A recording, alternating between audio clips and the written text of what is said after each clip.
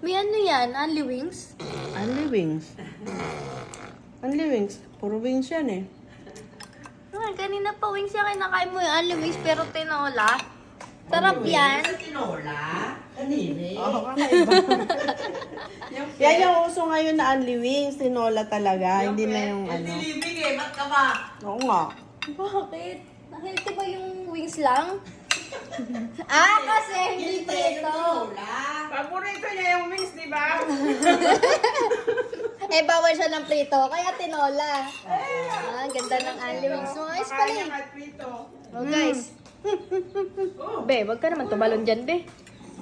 Nagkakasiyahan dito. Hindi ko pulay. Naubos na yun. Only wings tayo. Kailan? Ngayon. Ngayon? Ano? Tara. Kumain na ba kayo? Dali, only wings. Oo ka. Libre na. Ayan o, Oo, libre nga ni Mami.